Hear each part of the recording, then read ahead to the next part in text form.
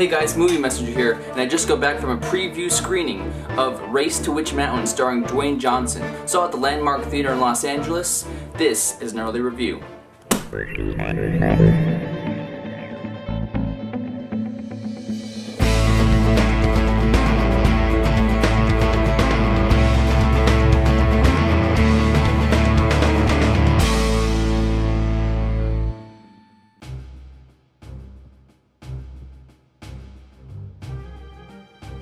The 2000s could be defined as the decade of remakes, and here we have another from Disney, a remake of the 1975 film Escape to Witch Mountain.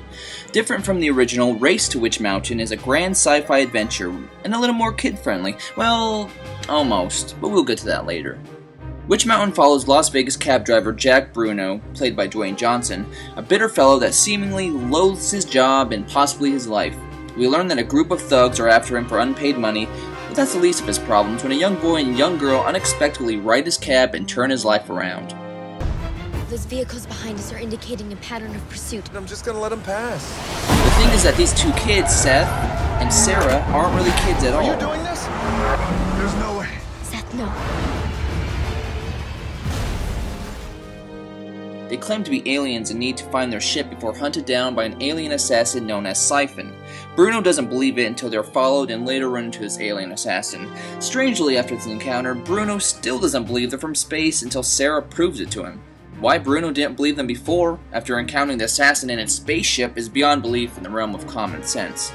The main antagonist, however, is Henry Burke, the US government's lead UFO investigator who stops at nothing to capture Sara and Seth. Later, they run to the aid of a former astrophysicist, Dr. Alex Friedman. Like any other movie, is a character that has all the answers and knows what to do. She's likable, but she lacks chemistry with Dwayne Johnson when a romance is implied.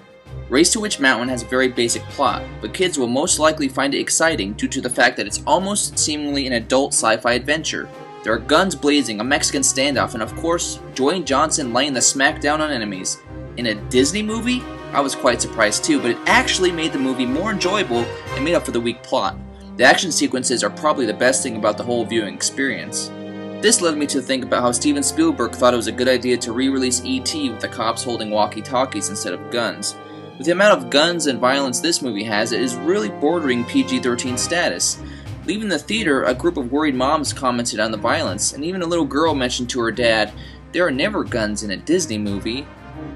I'm sure Spielberg had good intentions, but I believe kids don't really think about it until the parents point out that it's bad for them.